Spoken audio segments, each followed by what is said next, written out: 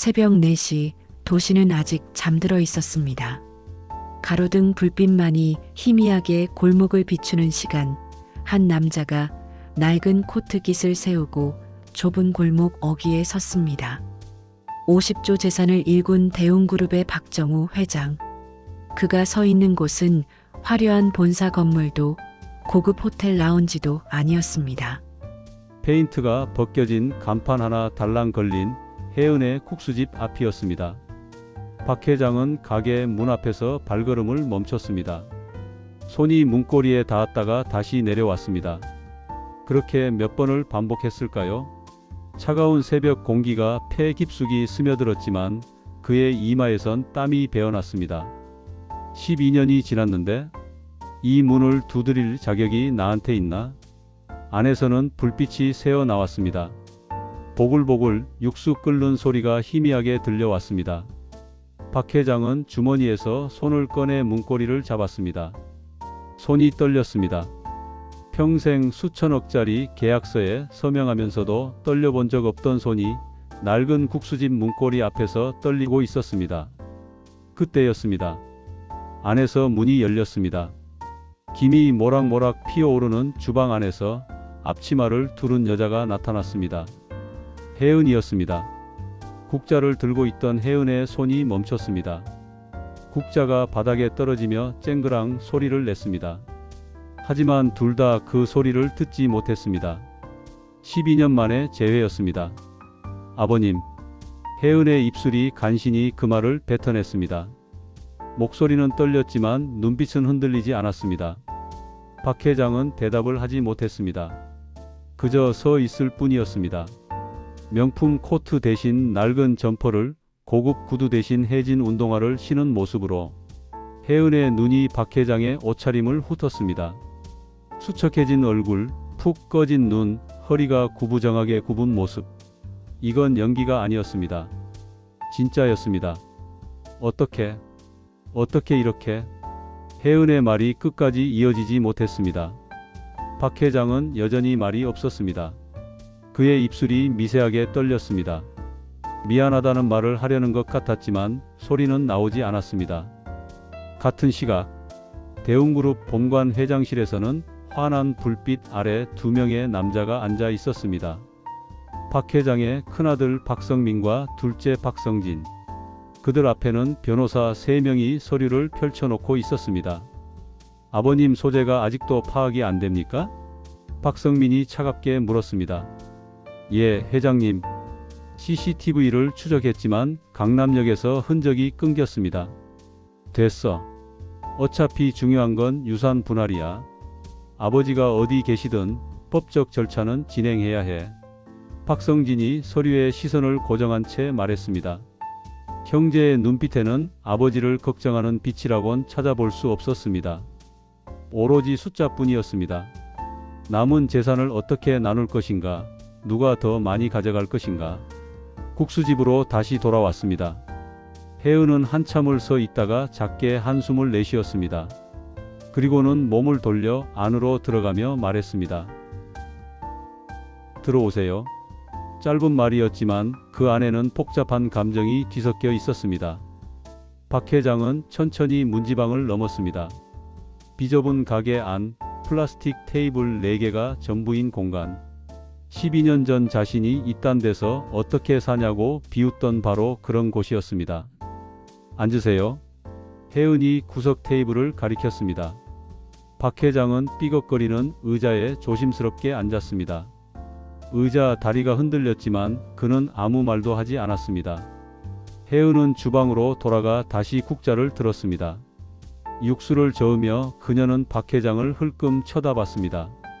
저 사람이 정말 50조 재벌 회장 맞나? 믿기지 않았습니다. 하지만 동시에 묘하게도 믿어졌습니다. 박 회장은 테이블 위에 놓인 손을 가만히 내려다봤습니다. 주름진 손, 핏줄이 붉어진 손등. 언제 이렇게 늙었을까? 문득 12년 전 이 손으로 혜은에게 수표를 던졌던 기억이 떠올랐습니다. 나가. 다신 우리 집안 문지방도 넘보지 마. 그때 혜은은 수표를 찢었습니다. 아기를 꼭 안고 한 번도 뒤돌아보지 않고 걸어 나갔습니다. 곧은 등, 떨리지 않는 어깨. 박 회장은 그 뒷모습을 보며 적같게 배짱은이라고 비웃었습니다. 그런데 지금 그는 그 적같 것의 가게 문 앞에서 30분을 서성였습니다. 들어올 용기도 나지 않아서 박 회장의 입술이 다시 한번 떨렸습니다. 이번엔 소리가 났습니다. 미안. 그 말이 채 끝나기도 전에 혜은이 국수 한 그릇을 그의 앞에 놓았습니다. 김이 모락모락 피어올랐습니다. 드세요. 혜은의 목소리는 담담했습니다. 용서도 아니고 거부도 아니었습니다. 그저 배고픈 사람 앞에 밥을 내놓는 그런 목소리였습니다. 박 회장은 젓가락을 들었습니다. 손이 너무 떨려서 면발을 집을 수가 없었습니다. 혜은은 그 떨림을 가만히 지켜봤습니다. 말없이 긴 시간 창밖으로 새벽이 밝아오고 있었습니다. 해시태그 2 보글보글 육수 끓는 소리가 고요한 새벽을 채웠습니다. 박 회장은 국수 그릇을 내려다보며 젓가락을 쥔 채 멈춰 있었습니다. 김이 피어올라 그의 얼굴을 하얗게 가렸다가 흩어지기를 반복했습니다. 혜은은 주방 한쪽에 기대어 서서 무심한 듯 팔을 썰고 있었습니다. 도마 위로 톡톡톡 칼질 소리만 들렸습니다. 리듬이 일정했습니다. 감정이 실리지 않은 기계적인 소리. 박 회장의 눈이 그 손을 따라갔습니다. 거칠어진 손, 굳은 살이 박힌 손가락. 12년 전 그 손은 아기를 안고 있었습니다. 그리고 자신이 던진 수표를 찍고 있었습니다. 기억이 밀려왔습니다. 12년 전 대운과 본관 거실. 샹들리에가 빛나고 대리석 바닥이 차갑게 빛나던 그곳. 박 회장은 가죽 소파에 앉아 혜은을 내려다봤습니다. 혜은은 갓난아기를 안고 서 있었습니다. 우리 집안에 어울리지 않는 사람이야. 박 회장의 목소리는 얼음처럼 차가웠습니다. 시장 국수집 딸이 감히 바깥의 며느리 행세를 해. 큰아들 녀석이 제정신이 아니었어. 이거네. 당장. 혜은은 아무 말도 하지 않았습니다. 아기를 더욱 꼭 껴안았을 뿐이었습니다. 박 회장은 수표 한 장을 탁자 위에 던졌습니다. 10억이야. 조용히 사라져. 이 아이도 데려가고. 그때였습니다. 혜은이 처음으로 입을 열었습니다. 아버님, 제가 가난하게 태어난 건 제 잘못이 아니에요. 박 회장의 눈썹이 꿈틀했습니다.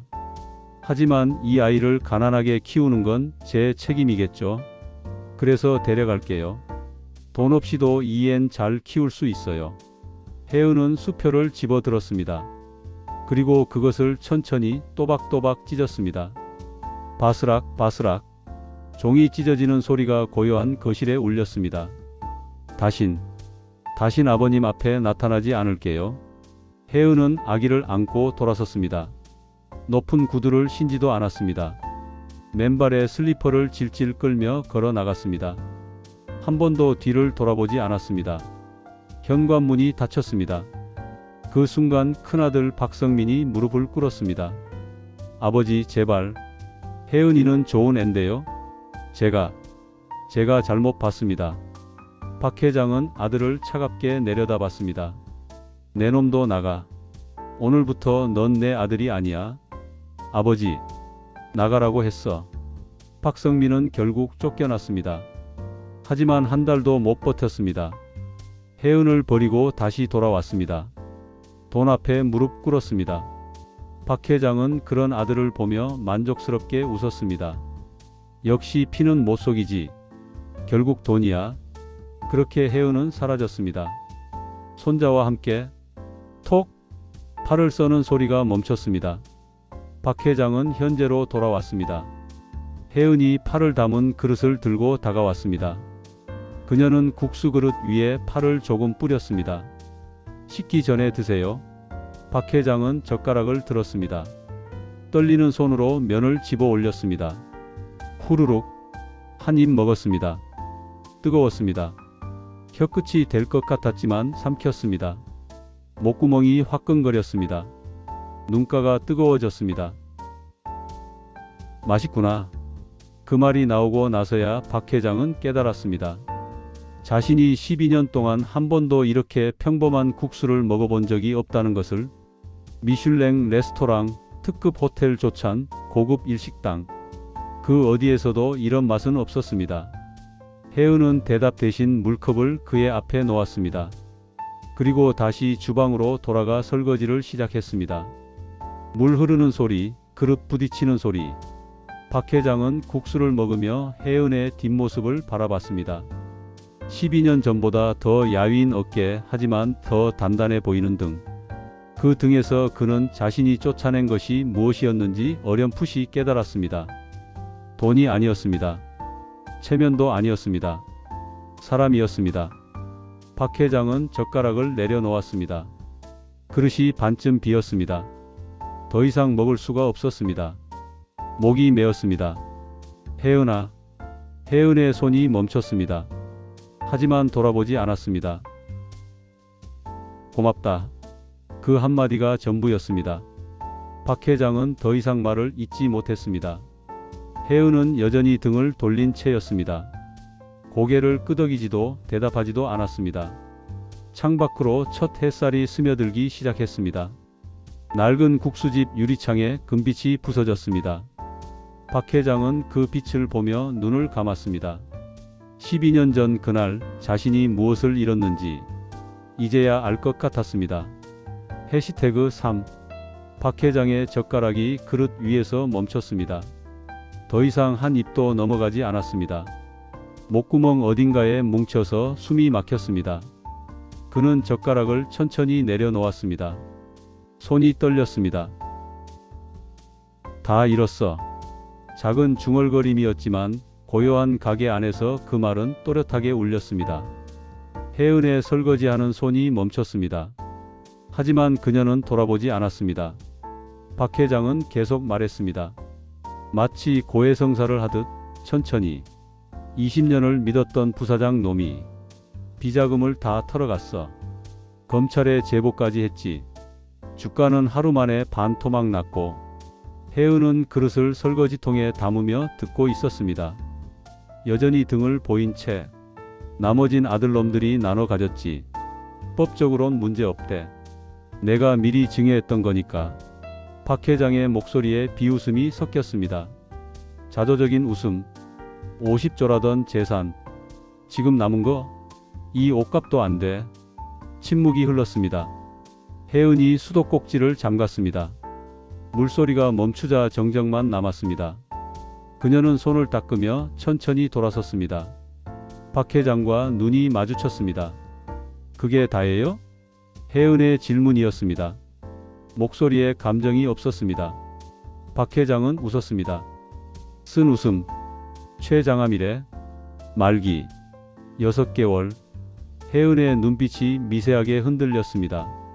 하지만 그뿐이었습니다. 그녀는 앞치마를 벗으며 박 회장 맞은편 의자에 앉았습니다. 그래서 이제야 사람이 되셨네요, 아버님. 박 회장의 얼굴이 굳었습니다. 뭐? 돈도 없고 권력도 없고 시간도 없으니까. 이제야 사람 구실하려고 찾아오신 거 아니에요? 말은 차갑지 않았습니다. 오히려 담담했습니다. 그래서 더 깊이 박혔습니다. 박 회장은 아무 말도 하지 못했습니다. 평생 수만 명 앞에서 연설하고 협상 테이블에서 밀어붙이던 그가 한 여자의 담담한 말 앞에 할 말을 잃었습니다. 사람. 그 단어를 되뇌었습니다. 나 사람이 아니었나? 혜은은 대답하지 않았습니다. 테이블 위에 놓인 박 회장의 손을 내려다봤습니다. 떨리는 손, 핏줄이 붉어진 손. 12년 전엔 사람이 아니셨죠. 혜은이 입을 열었습니다. 그땐 박정우라는 이름표를 단 재벌 회장님이셨어요. 사람이 아니라. 박 회장의 입술이 파르르 떨렸습니다. 그럼 지금은? 글쎄요. 혜은이 일어서며 말했습니다. 그건 제가 판단할 일이 아니에요. 아버님이 스스로 아실 거예요. 그녀는 다시 주방으로 돌아가 냉장고를 열었습니다. 계란을 꺼냈습니다. 가스레인지에 불을 붙였습니다. 지글지글 기름 익는 소리가 났습니다. 박 회장은 그 뒷모습을 멍하니 바라봤습니다. 50조를 잃었다는 말에도, 죽음을 선고받았다는 말에도 그녀는 흔들리지 않았습니다. 동정하지도 위로하지도 않았습니다. 그저 계란을 부치고 있었습니다. 아, 이게 진짜 가난이구나. 박 회장은 생각했습니다. 돈이 없는 게 가난이 아니라 인정받지 못하는 게 가난이었습니다. 동정조차 받지 못하는 게 가난이었습니다. 그는 평생 돈으로 모든 것을 샀습니다. 존경도, 충성도, 사랑까지도. 그런데 지금 돈이 없으니 아무것도 남지 않았습니다. 아들들은 유산만 노렸고, 부하들은 등을 돌렸고, 친구라 믿었던 이들은 전화를 받지 않았습니다. 그래서 그는 여기 왔습니다. 12년 전 자신이 가장 잔인하게 내쳤던 사람 앞에 계란 부치는 소리가 멈췄습니다. 혜은이 계란 프라이를 접시에 담아 박 회장 앞에 놓았습니다. 드세요. 왜 이래? 박 회장의 목소리가 갈라졌습니다. 왜 이렇게? 왜 날 이렇게 대하는 거야? 혜은은 고개를 가웃했습니다. 어떻게요? 모욕을 하지도 않고 쫓아내지도 않고 밥을 주잖아. 왜? 혜은은 잠시 생각하더니 말했습니다. 배고픈 사람이 있으면 밥을 주는 거예요. 그게 제가 12년 동안 배운 전부예요. 박 회장의 눈에서 뭔가가 흘러내렸습니다. 땀인지 눈물인지 그는 알 수 없었습니다. 다만 뺨이 뜨거웠고 시야가 흐려졌습니다. 미안하다. 그가 말했습니다. 정말 미안하다. 혜은은 대답 대신 티슈 한 장을 건넸습니다. 식기 전에 드세요. 계란은 식으면 맛없어요. 박 회장은 계란을 보며 울었습니다. 소리 없이 어깨를 떨며 평생 처음으로 진짜 가난의 맛을 알았습니다. 해시태그 4 계란 프라이가 식어갔습니다. 박 회장은 젓가락을 들었지만 입으로 가져가지 못했습니다. 눈물이 멈추지 않았습니다. 70평생 울어본 기억이 없었습니다. 아버지 장례식에서도 사업이 망할 뻔했을 때도 그는 울지 않았습니다. 그런데 지금 낡은 국수집 플라스틱 의자에 앉아서 그는 울고 있었습니다.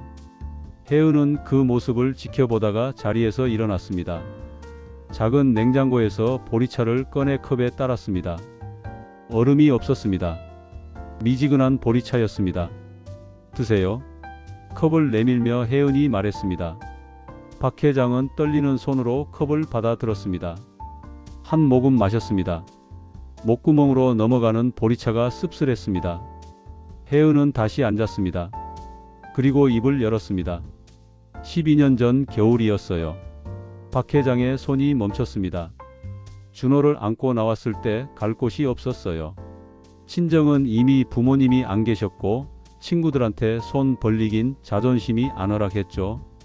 혜은의 목소리는 여전히 담담했습니다. 그래서 찾은 게 고시원이었어요. 3평짜리. 방에 들어가면 애 기저귀 갈 공간도 없었어요. 박 회장은 숨을 죽이고 들었습니다. 준호가 밤마다 울었어요. 배고파서 춥다고. 전 분유값이 없어서 미움을 쑤어 먹였어요. 애가 너무 많이 울어서 옆방에서 벽 두드리는 소리 듣고 밤새 애 재우며 울었어요. 혜은의 목소리가 약간 떨렸습니다. 처음으로. 그러다 국수집 배달 일을 구했어요. 준호 없고 배달했어요. 겨울에 눈 오는 날도, 여름에 비 오는 날도. 계단 오르내리면서 애 업은 게 무거워서 주저앉은 적도 있어요. 박 회장의 눈에서 눈물이 또 흘렀습니다. 한 번은 손님이 욕했어요. 국수가 늦게 왔다고, 애 업고 왔다고 더럽다고. 전 사과했어요. 준호는 제 등에서 울고 전 그 앞에서 고개 숙이고. 혜은은 잠시 말을 멈췄습니다. 깊게 숨을 들이쉬었습니다. 그때 생각했어요. 아, 아버님이 날 이래서 쫓아냈구나. 난 정말 대운과 며느리 자격이 없었구나라고. 아니야. 박 회장이 고개를 저으며 말했습니다. 아니야, 그게 아니라. 아니에요. 맞아요. 혜은이 박 회장의 말을 끊었습니다. 전 정말 자격이 없었어요. 그 집안에 어울리지 않았어요. 그건 사실이에요. 박 회장은 할 말을 잃었습니다. 하지만요. 혜은이 계속 말했습니다. 전 다른 자격이 있었어요. 엄마 자격. 그게 더 중요했어요. 그녀는 미소 지었습니다. 슬픈 미소가 아니었습니다. 평온한 미소였습니다. 5년 배달하고 돈 모아서 이 가게 차렸어요. 작지만 제 가게.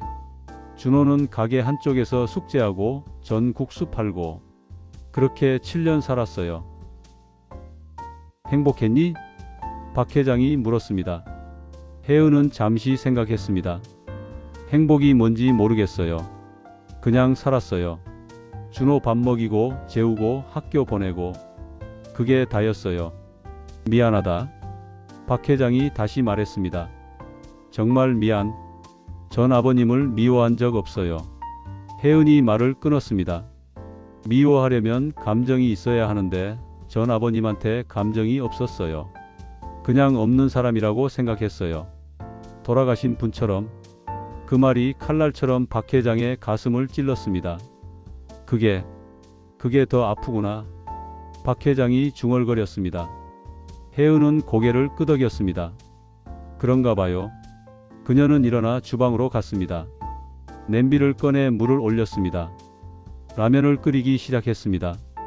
전 아버님을 용서하려고 이 국수 끓인 게 아니에요. 보글보글 끓는 물소리 사이로 혜은의 목소리가 들렸습니다. 그냥 배고픈 사람이 있어서 끓였을 뿐이에요. 그게 제가 하는 일이니까요. 박 회장의 어깨가 떨렸습니다. 나는 그의 목소리가 갈라졌습니다.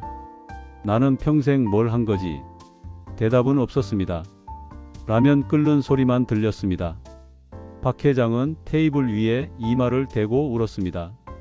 이번엔 소리가 났습니다. 펑펑 쏟아지는 울음. 70년을 참았던 눈물이 터져 나왔습니다. 혜은은 라면을 끓이며 그 울음소리를 들었습니다. 돌아보지 않았습니다. 그저 라면이 퍼지지 않게 지켜볼 뿐이었습니다. 창밖으로 아침 햇살이 환하게 쏟아졌습니다. 울음이 그쳤습니다. 박 회장은 한참을 상에 엎드려 있다가 천천히 고개를 들었습니다. 눈이 퉁퉁 부어 있었습니다. 혜은이 내민 티슈로 얼굴을 닦았습니다. 미안. 보기 흉하게. 괜찮아요. 혜은이 라면 한 그릇을 그의 앞에 놓으며 말했습니다. 우는 것도 사람이 하는 일이에요. 박 회장은 라면을 바라봤습니다. 김치와 계란이 올라간 평범한 라면. 그는 젓가락을 들어 한 입 먹었습니다. 뜨겁고 짜고 맵고 그리고 맛있었습니다. 고맙다. 천천히 드세요. 혜은은 맞은편에 앉아 자신의 라면을 먹기 시작했습니다. 둘은 말없이 라면을 먹었습니다. 후루룩 소리만 가게 안을 채웠습니다. 라면 그릇이 거의 비워질 즈음 박 회장은 코트 안주머니에서 봉투 하나를 꺼냈습니다. 누렇게 변한 봉투. 손때가 묻어 있었습니다. 이거. 봉투를 테이블 위에 놓으며 박 회장이 말했습니다. 유언장이야. 그리고 재산 이전 동의서. 혜은의 젓가락이 멈췄습니다. 남은 거 얼마 안 돼. 10억 정도? 그것도 다 법적 문제 풀리고 나면 반으로 줄겠지. 하지만 박 회장의 목소리가 떨렸습니다. 그거라도 너한테, 준호한테 주고 싶구나. 혜은은 봉투를 보지도 않았습니다. 라면 국물을 한 숟가락 떠서 마셨습니다.